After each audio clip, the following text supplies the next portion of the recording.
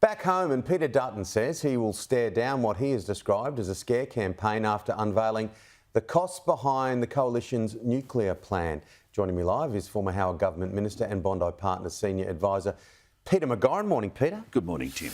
How big a part or how big a play do you think the whole energy thing is for the election campaign? And many would say that we're already in it.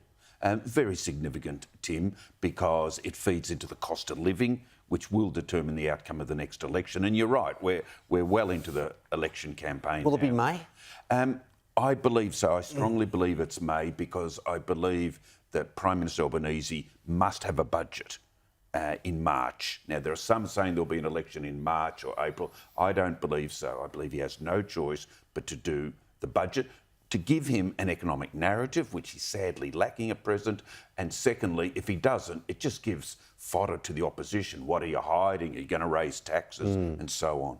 The Jewish community is feeling a lot of uncertainty and fear at the moment. Have our governments and security agencies been doing enough? Security agencies, yes, they've committed their lives to keeping Australians safe. Governments, it's a mixed bag. Chris Minns and the New South Wales government have been resolute from day one. Chris Minns has apologised profusely for not being stronger in that demonstration at the Opera House 2 days after October the 7th, but he's not made that mistake again. And the police forces take their lead from their from the elected government of the day. So the New South Wales Police on the weekly Sunday pro-Palestine demonstrations have been strong and they've been controlled and inconvenience to the public minimised. Jacinta Allen in Victoria has been hopeless, meek. Even her response to the bombing of the Adass synagogue, the fire bombing, was timid, was delayed. She didn't turn up for several days. Prime Minister Albanese, sadly, from day one, got this wrong because he succumbed to domestic politics, where his senior cabinet ministers with a high Muslim voting proportion in their electorates dictated to him. And Penny Wong has, I'm afraid, with her conduct of foreign policy, particularly controlling the United Nations votes, has also made the Jewish community feel abandoned. Well, to that point, the Coalition has been critical of the Labor government's policy on the Middle East. Is foreign policy separate to the appalling anti-Semitic attacks that we've seen? They're separate to the offenders who are undertaking these car fires and the graffiti and now the firebombing of the synagogue, because it's not as if they're even aware of these United Nations votes, but the anti-Israel United Nations voting record of Australia in past months does feed into the Jewish community's feelings of insecurity and fear. Now, the economy. The RBA has given the government some hope that there could be a rate cut before the election. The summer will be crucial to determine, but it's interesting, there's not a lot that happens over the summer domestically for them to say, well, in February we're going to go boom.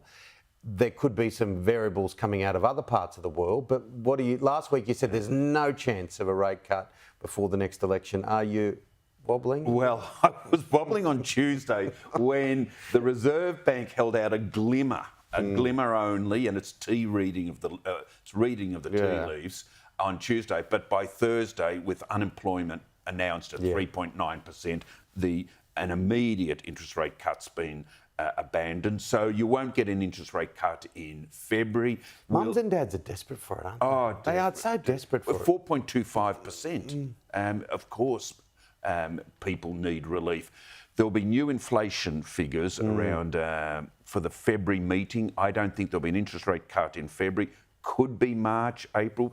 Probably comes too late to help the Albanese government. Better than not having it, but I don't think it's an election turner. The Peter McGauran crystal ball does work well. You declared the US election very early, much earlier than most.